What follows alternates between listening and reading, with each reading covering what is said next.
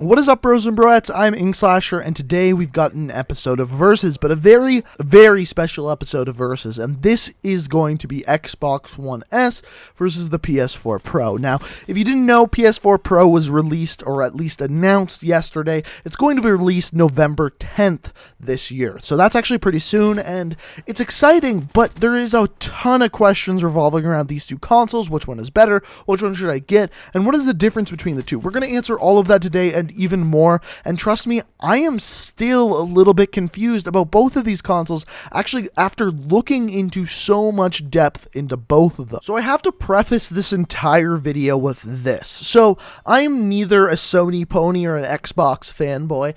I just can't really get behind them. All I want is for the gamers to win. I want them to have a better console, in fact, the best console that is practically possible. And with the most recent releases by both of these companies, I am just confused, and I want to bring my concerns, questions, and comments towards you guys. So what I am saying is that I know there is going to be a flame war in the comments. I know people are going to say I'm an Xbox fan, I'm a PlayStation fan. That is 100% fine, but I want constructive criticism. I want to know what you want to see in future consoles. I want to know what you think of the current status of console gaming. I want to know overall what you think of all of these things, and I will be reading all the comments, responding to them as always, but I really do want to know what you think. So what I want to start with today is the differences between the two consoles. So first of all, the Xbox One. It costs $299 and has an 4K Blu-ray player. What this is Ultra HD, so you can put it in an Ultra HD Blu-ray disc and it will play that onto the console.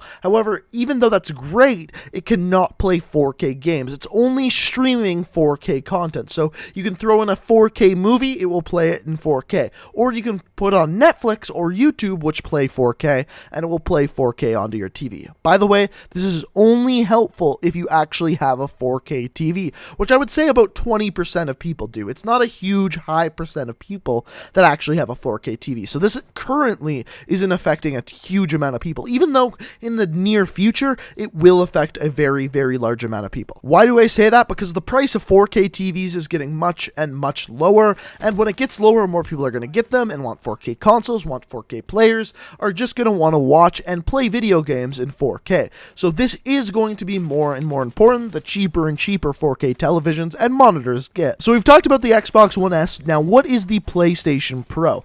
It's actually the complete opposite of what the Xbox One S is. So the PlayStation Pro has no Blu-ray 4K player. You can put Blu-rays in there and it'll play, but if it's an Ultra HD 4K Blu-ray, it will not play it. It will just not work with that console, or at least it will not play in 4K, which is odd to me. But on the flip side, anything streaming, so whether that be Netflix or YouTube, like Xbox One, or even a video game that you download, it will play that in 4K. So you cannot play a 4K disc, but it will play a 4K streaming game.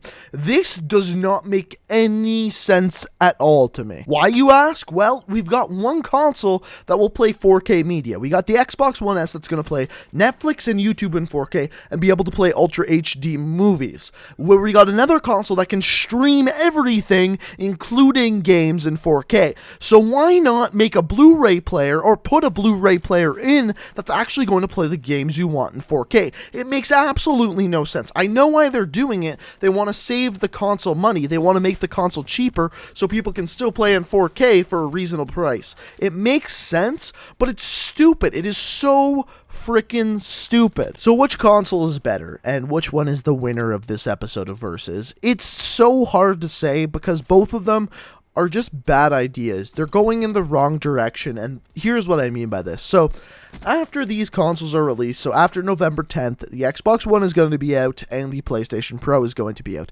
The best one at the time will be the PlayStation Pro. Why? Because you can play 4K games on the PlayStation Pro and not on the Xbox One. Not to mention, the big kind of feature of the PlayStation Pro is the HDR, which is high dynamic range, which means you're just going to get better lighting and colors in every single game you play, whether that be in 4K or 1080p. What this means is that games will simply look better on the PlayStation Pro compared to the Xbox One S. There is no denying it. It's going to be the way it is.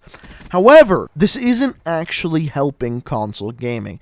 And what I mean by this is it's great we're going to be able to play 4K games on console. This is already a readily available thing on PC. This already is. There's no denying it. It's already there. You can play it on PC.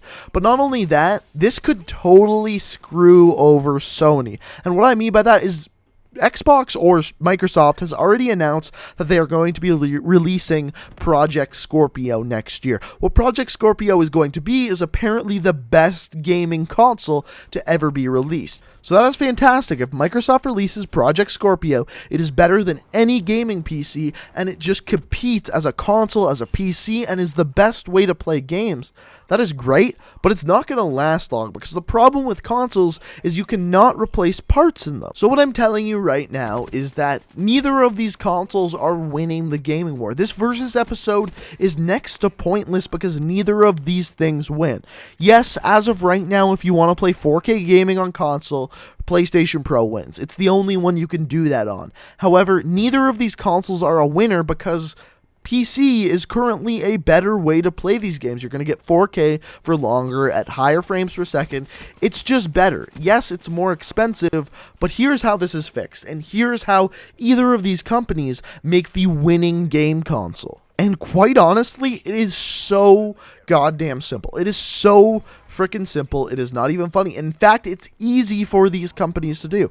What they need to do, instead of releasing new consoles and try to tear away money from their customers like that, what they need to do instead of releasing new consoles is release new parts for their consoles. And how do they do this? Well, they need to release new graphics processing units. They need to release new CPUs. They need to release new parts instead of releasing a new console. This is how PC gaming actually beats out console gaming. However, the thing with console gaming is that all their parts work together. So if they just release and create a new graphics processor only for PlayStation that doesn't work on PC, that graphics processor is going to work in combination with their CPUs, with the other parts of the PlayStation or with other parts of the Xbox, and then all of a sudden that console is outperforming computers because they can release a new graphics processor every year, and all of a sudden every console is getting better and better and better, whereas the other things are getting worse and worse and worse. To be devil's advocate though, I understand why they don't do this. The average console gamer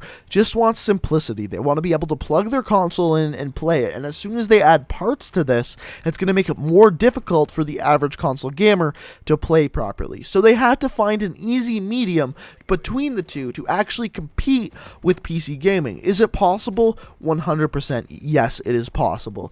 Is it going to happen? I very highly doubt it, but that is the way one of these consoles takes the lead over the other. They have to make it so that you can add parts in there and constantly, year after year after year, be making a better console instead of every 10 years or every 5 years releasing a new console and it just being slightly better than the other one. So I've kind of answered the question, but not fully. Which one is better between the Xbox One S and the PlayStation Pro? Well, the easy answer is PlayStation Pro is better. It's $100 more expensive, and for that, you're going to be able to play 4K games, which is fantastic. You won't be able to put a disc in and play 4K games, but you'll be able to stream them. On top of that, the games that you're actually going to play at 1080p are going to be better looking because of the added high dynamic range that the PlayStation Pro is adding into the gaming console. This is fantastic, and it's going to be the current better gaming console until Project Scorpio is released. Project Scorpio is the newest thing from Microsoft, and it is apparently, like I said earlier,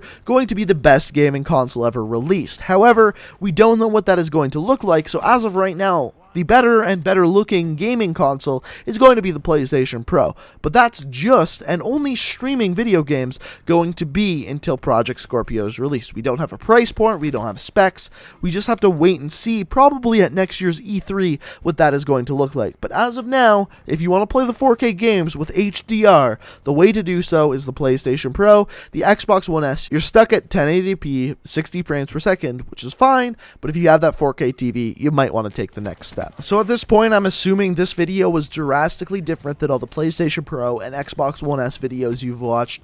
Probably none of them talked about a console that adds parts into it.